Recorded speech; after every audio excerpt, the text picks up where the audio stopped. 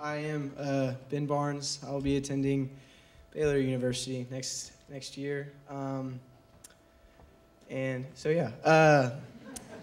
My parents met at this church, so I was pretty much destined to go here since I was a wee little one.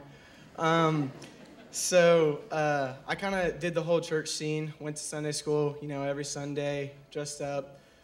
And I really didn't know, I knew the story of Jesus, but not, how much he loved me. This kind of trailed over into middle school and in high school as well. I just knew the story, but I didn't know his love, and I didn't know, how truly awesome he is. So in 5th grade, my dad, being the clumsy guy that he is, he fell off a roof when he was trying to fix something with our house and broke his ankle and tore his rotator cuff. And this was a really awkward time for me because I didn't know what to do. I was going into middle school, and it was not a good time for me.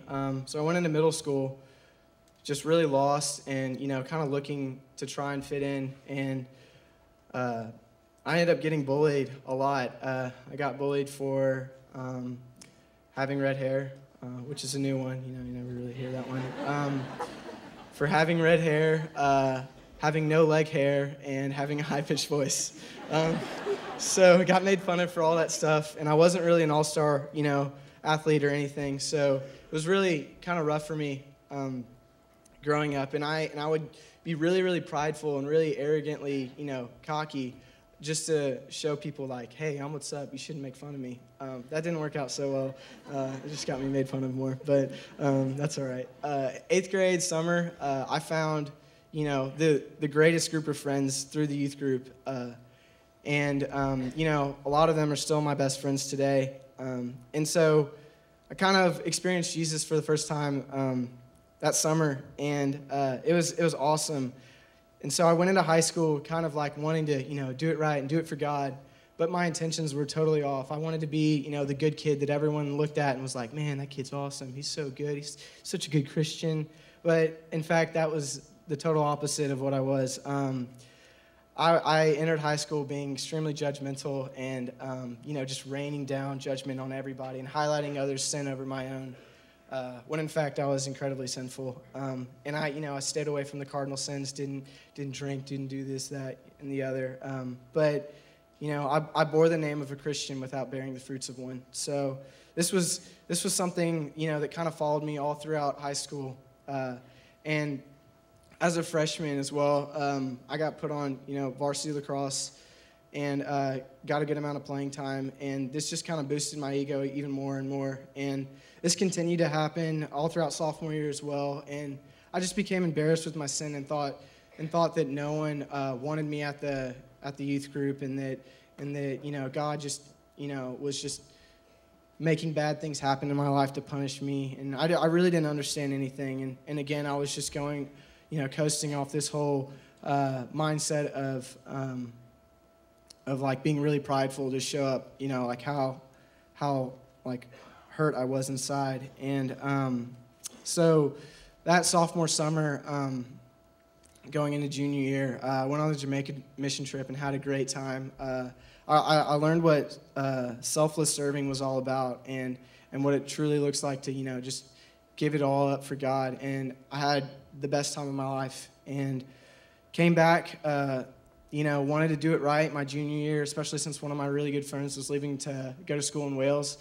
He was kind of like the spiritual leader of our group, so kind of wanted to step up and, really do something, big for Jesus' name. But in fact, I was trying to glorify my own, just went off on this crazy streak of sin where I was just, just really caught up in it. So finally that all, kind of escalated, and when I was on a cruise,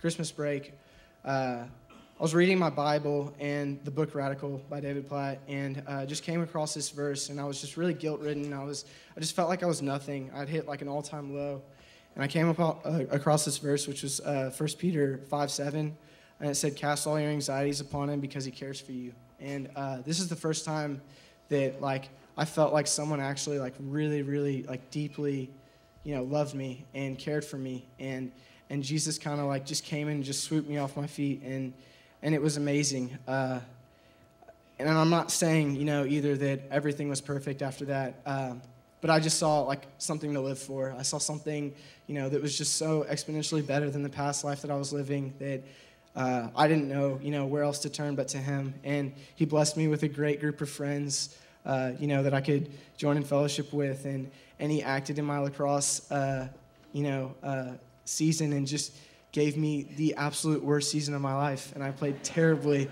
but it couldn't have been more awesome because, he was just showing me like, hey, you're not what's up, I'm what's up. So, it was just really something so humbling and so awesome. And so he's continued to work in my life, since that day on the cruise. He's used me to bring a ton of guys to our accountability group. And I just want to kind of leave y'all with just saying this, that like Romans 5:8 says that while we were yet sinners, Christ died for us.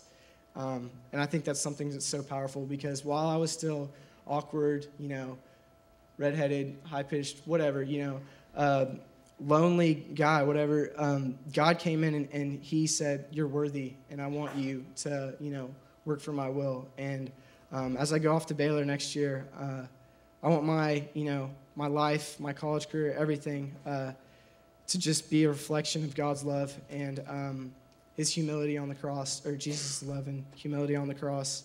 And I just want to serve as humbly as he did. And so that's my testimony. Thank you.